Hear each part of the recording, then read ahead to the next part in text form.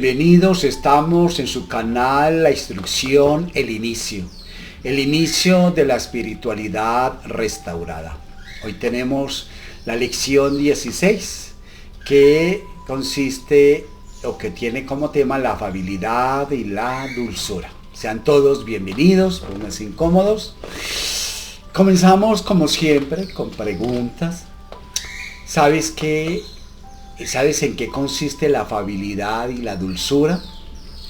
Son actitudes por las cuales la criatura manifiesta exteriormente la benevolencia para con sus semejantes. Son actitudes por las cuales la criatura manifiesta exteriormente la benevolencia para con ellos. La benevolencia a su vez denota la extensión del sentimiento, del amor propio y del amor al prójimo, a esa criatura que posee. ¿Quiere decir entonces que toda criatura afable y dulce es benevolente y ama al prójimo? No. Muchas veces esas actitudes no pasan de ser una apariencia que tarde o temprano son desenmascaradas por el verdadero carácter del individuo que lleva en su interior. La educación y la convivencia del mundo pueden dar al hombre el barniz de esas cualidades. Ahora, ¿la cortesía estaría en esa línea de raciocinio? Pues sí, aunque sea primer paso dirigido a la buena relación entre las personas, puede consistir en actitud mirando a la obtención de ventajas y satisfacción de otros intereses que no los de donación desinteresada. ¿Cuántos hay cuya fingida bondad no pasa de ser una máscara exterior de un ropaje cuya talle primoroso disimula las deformidades exteriores? Porque muchas veces la gente tiene eso, tiene una falsa, una careta puesta y muestran ser afables, ser sinceros, ser muchas cosas, y a la postre de amables o de benevolentes es muy poco lo que tienen. ¿Quiere decir entonces que las palabras no valen? No es así. Las palabras tienen su valor desde que son dichas desde el corazón. Y van acompañadas de gestos que le justifiquen, principalmente de actitudes de ayuda al prójimo, más que otra cosa.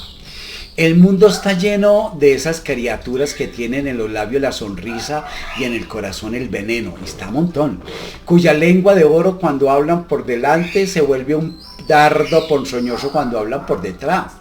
Ahora, ¿cómo actuar con esas personas que fingen bondad, amor?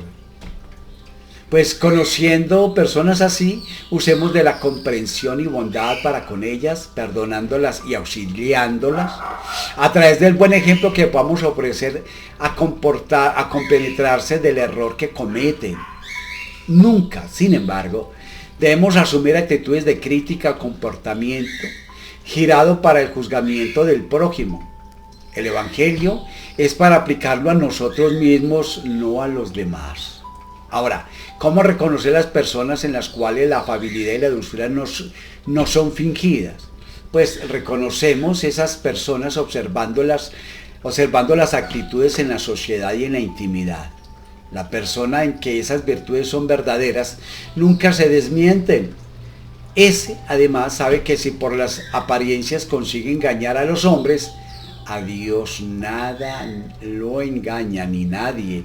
Por eso dice, no erréis, lo que el hombre siembra, eso mismo cosecha.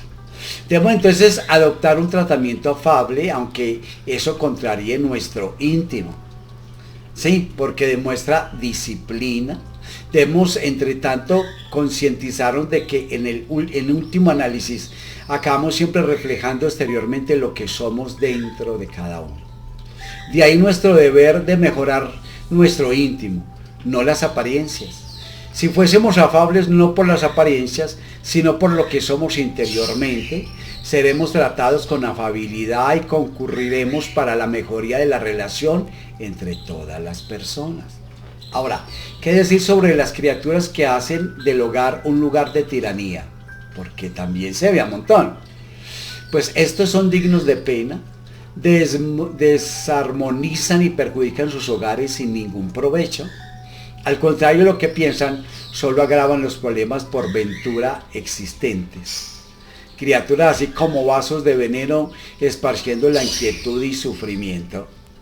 La benevolencia para con los semejantes es fruto del amor al prójimo y se manifiesta por la afabilidad y por la dulzura. Virtudes que concurren para la mejoría de la relación con las personas.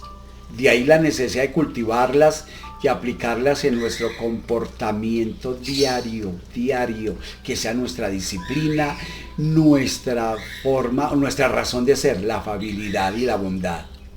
Ahora, hablemos de la paciencia. ¿Por qué el dolor es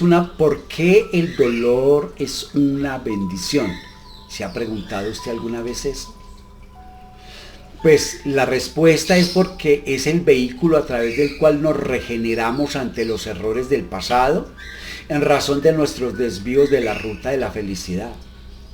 Por eso, delante del sufrimiento, en vez de afligirnos, es más lícito bendecir a Dios por la oportunidad de rescate que nos concede. Siendo una bendición, ¿cómo explicar que el hecho del dolor sea insoportable, llevando a las personas a la desesperación? Pues Dios, sin embargo, no nos desampara, no desampara a nadie, y menos de los que lo buscan. Toda la dificultad está en nosotros para llegar hasta Él. Todo es problema nuestro, no de Él.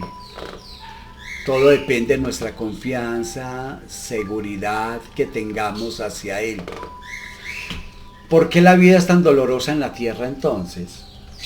Porque nosotros lo hacemos así en razón de nuestro procedimiento, competiéndonos ahora restituirle la condición del reino de paz y la felicidad. Ser felices es ser bueno y nadie impide a nadie serlo porque está dentro de nosotros.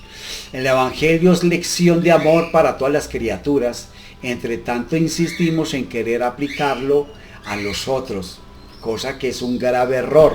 Sí, porque debemos aplicarlo es siempre a uno mismo, no a los que nos rodean. Cerca de ese problema, ¿cuál es el camino que nos ofrece entonces el Evangelio crístico? El Evangelio crístico nos recuerda que la oración aliada de la fe constituye un remedio eficaz para obtener de Dios las fuerzas para soportar nuestros dolores. Pero eso no basta. Es necesario también saber esperar, es necesario frente a la tribulación cultivar la paciencia, y todo lo que se cultiva hay que esperar hasta que dé su fruto. En todos los obstáculos por vencer y en todas las sombras por extinguir, contratemos la paciencia al servicio del corazón. Siempre debemos hacerlo, ¿sí? Contratar la paciencia al servicio de nuestro corazón. ¿Por qué la paciencia es una caridad? Porque practicamos también la caridad cuando perdonamos a los que Dios nos puso en nuestro camino para ser instrumentos de nuestro sufrir, o sea, para ser nuestros maestros y para ponernos la prueba de la paciencia. La paciencia en el fondo es resignación cuando las injurias sean lanzadas contra nosotros en particular. ¿Conocemos entonces de qué forma la paciencia se constituye en el remedio que ameniza los dolores? Pues la paciencia nos da la serenidad capaz de hacernos ver que a la par del sufrimiento hay un gran número de bendiciones, de dádivas y compensaciones que emanan del Padre Eterno, ante los cuales nuestros dolores pasan a ser más pequeños y menos significativos. El fardo parece menos pesado cuando se mira para lo alto que cuando agachamos la frente. En términos de paciencia, entonces, ¿de qué modo Cristo nos puede servir de modelo? Pues Cristo, que nada tenía que pagar, sufrió mucho más que cada uno de nosotros, que al contrario tenemos mucho que expiar de nuestro pasado. Mayor ejemplo de paciencia no se ha conocido ni se conocerá jamás. El Maestro fue la paciencia sin límites, Entre tanto, aunque soportase sereno todos los golpes que le fueron dirigidos, personalmente prefirió aceptar la muerte colgado a tener que aplaudir el error o ser cómplice con el alma. Ahora, Dios nos pone fardos pesados en hombros frágiles. Él no lo hace, ¿sí? De ese modo, Él no lo hace de ese modo. El dolor está siempre en proporción de las fuerzas y la capacidad de cada uno de nosotros. Luego depende igualmente de cada uno la iniciativa de buscar el medio para soportarlo, sin lo que éste siempre parecerá mayor de lo que es en realidad. Siempre parece que lo que estamos pasando, que el dolor que sentimos, que la enfermedad que padecemos, que la situación que está acaeciendo es mayor, es muy grande y a la verdad es mínima comparada con el resto. Entonces, hablemos de la obediencia y la resignación. ¿En qué consiste la obediencia aludida en el texto? Es un cumplimiento de la ley de Dios, la obediencia, por el estudio del Evangelio crístico y por la práctica del mismo. Vamos siendo más obedientes al Padre, más mansos y más felices consecuentemente. La obediencia es el consentimiento de la razón. Eso es. Ahora, ¿qué es resignación? Son los buenos sentimientos que alimentamos en nuestro corazón. Es comprender la necesidad de no rebelarnos, de ser buenos con el fin de ser felices. La resignación es el consentimiento del corazón. Ahora, ¿de qué modo Cristo ejemplificó la obediencia y la resignación? Pues cumpliendo la voluntad de Dios junto a nosotros, comprendiendo nuestra flaqueza, sufriendo pacientemente nuestras agresiones y perdonándonos. Nadie asciende rumbo de Dios sin el esfuerzo del sacrificio mismo.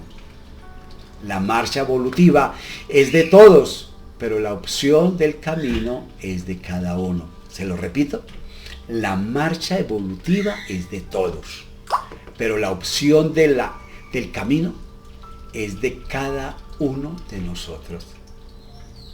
Obediencia y resignación equivale a la negación del sentimiento y de la voluntad. Entonces, no, en absoluto, ¿sí? No es la negación del sentimiento y de la voluntad. Al contrario, cuando nos mostramos obedientes a los mandamientos divinos y resignados delante de nuestras pruebas, estamos imponiendo nuestro sentimiento de amor a Dios, al prójimo y a nosotros mismos, y ejerciendo nuestra voluntad a dominar nuestras malas tendencias. Ante la tímida visión de los hombres, esas visiones pueden equivaler a la negación del sentimiento y de la voluntad. Con todo, ante Dios, a quien debemos realmente rendir cuentas, esas virtudes representan disciplina de nuestra voluntad en el entendimiento de los designios. ¿Cómo podemos aprender y desarrollar en nosotros esas dos virtudes entonces?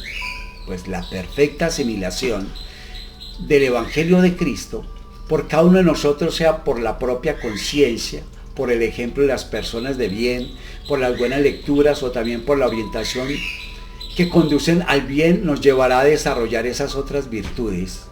En el último caso, el dolor proveniente de nuestros desvíos también contribuirá, ¿sí? Por eso, o por esa razón, en nuestra familia fraternal encontraremos siempre en este o en aquel hermano feliz, el necesitado, en forma de juez o revestido en piadoso, censor, fiscalizando nuestros afectos, nuestros actos y nuestras palabras. Entonces, el dolor es una enseñanza, sí, lastimosamente así es, porque aprendemos a través del dolor. Cuando nos dejamos llevar por el orgullo y por el egoísmo, damos cuenta a Dios de que nos advierte por el dolor con el fin de que volvamos al buen camino. Somos espíritus enfermos en tratamiento de emergencia en las manos del Divino Maestro, el amigo incomparable y constante. ¿Cuál es la consecuencia para aquel que no adapta esas virtudes como conducta entonces? Pues habrá retardado su progreso y dejará de contribuir para él de aquellos que le compartieron en lugar de la sociedad.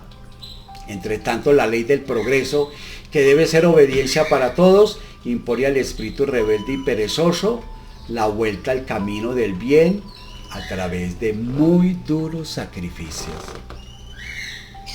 Ya para concluir, aplazar la deuda significa reencontrarla más tarde con intereses adicionales en carácter de cobranza por moratoria.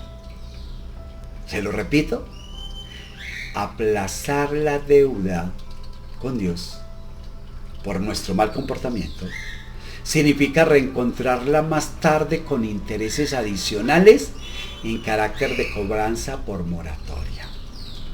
Y por último, la obediencia y la resignación son dos virtudes que reflejan nuestro ajustamiento a las leyes divinas y nos permiten saldar más rápidamente las faltas del pasado, proporcionándonos el progreso y nuestra aproximación a Dios. Tremendo, ¿verdad? Este es nuestra lección 16 de la afabilidad y la dulzura. Esperamos que este tema a todos les sirva muchísimo y puedan aprender de él, puedan sacar la mejor de las lecciones y puedan empezar a vivirlo, porque eso es lo importante, que lo pongamos en práctica. Mientras tanto, le esperamos para la próxima entrega aquí en su canal La Instrucción, el inicio de la espiritualidad restaurada. Mientras tanto, Dios les bendiga. Chao, chao, chao, chao, chao, chao.